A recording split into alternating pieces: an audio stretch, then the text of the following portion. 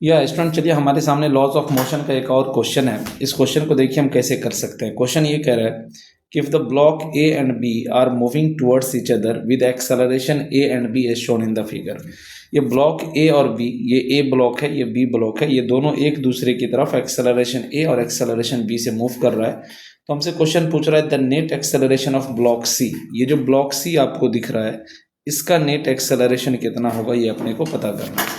तो जाहिर सी बात है, यहाँ दिखने से हमें पता चल रहा है कि ए और सी कांटेक्ट में है। तो ए और सी जब कांटेक्ट में है तो ए के पास राइट की तरफ वो वाला एक्सेलरेशन तो जरूर होगा जो एक्सेलरेशन ए के पास है। यानी ये ब्लॉक ए जिस एक्सेलरेशन से राइट की तरफ जा रहा है, ये ब्लॉक सी भी उस एक्सेलरेशन से राइट की तरफ तो जा ही रहा होगा।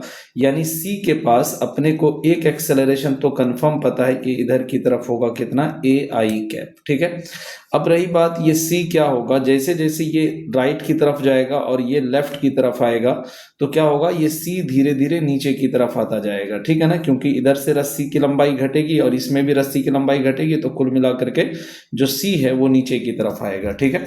तो अब देखिए क्या है कि इसको हम कैसे, सी का नीचे की तरफ क्या एक्सेलरेशन होगा अगर अपने को ये पता करना है, तो हमें यहाँ पर दिखने से साफ साफ समझ में आ रहा है कि सिर्फ और सिर्फ इस वाली रस्सी की लंबाई, ये वाला जो स्ट्रिंग है ये बस चेंज होगा, इसकी लेंथ चेंज होगी और ये वाली लेंथ चेंज हो गई और ये वाली लेंथ चेंज होगी। इस लेंथ पर तो कोई फर्क पड़ने वाला है नहीं। ठीक है। तो अगर आप इस रस्सी की लंबाई को देखोगे तो जैसे जैसे ए राइट की तरफ जाएगा और बी लेफ्ट की तरफ जाएगा, इन दोनों की वजह से ये वाला लेंथ घटता चला जाएगा। ठीक है।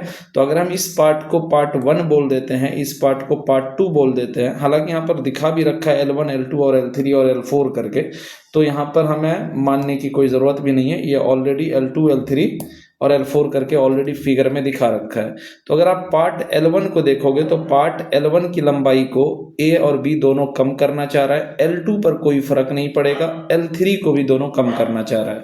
तो हम ये इक्वेशन कांस्टेंट का लिख सकते हैं कि अगर हम पार्ट L1 के लिए देखें तो हमारा लिखा जाएगा minus of the acceleration of A and minus of the acceleration of B. क्योंकि ये दोनों इस लेंथ को घटा रहा है, इसलिए इन दोनों के एक्सेलरेशन को माइनस में लिखेंगे। फिर L2 पर कोई फर्क नहीं पड़ेगा, चाहे ये इधर कितना भी जाए, ये इधर कितना भी जाए, ये वाली लंबाई फिक्स रहेगी, तो इसमें कुछ भी नहीं लिखना है। फिर L3 वाले पार्ट पर आते हैं तो वहां भी दोनों मिलकर के लेंथ को डिक्रीज करने का काम कर रहा है, तो वहां भी लिखेंगे माइनस ए माइनस बी। ठीक है ना। इस वाले पार्ट में ए और बी दोनों का इन्वॉल्वमेंट है और दोनों इस लेंथ को रिड्यूस करने का काम कर रहा है, इसलिए हमने लिखा माइनस ए माइनस बी। अब L4 में सिर्फ और सिर्फ सी का इन्वॉल्वमेंट है और सी जैसे जैसे नीचे जाएगा L4 की लंबाई को बढ़ाने का काम करेगा, इसलिए हम लिखेंगे प्लस एक्सेलरेशन ऑफ सी। किस डायरेक्शन में, तो नीचे के डायरेक्शन में, याद रहे नीचे के डायरेक्शन में। This will be equal to कितना, 0। तो हम यहां से कह सकते हैं ये हो जाएगा हमारा -2a -2b plus AC is equal to 0, or we can say this AC will be equal to 2a plus 2b, और we can say this AC will be 2 को बाहर कर लेंगे तो a plus b हो जाएगा।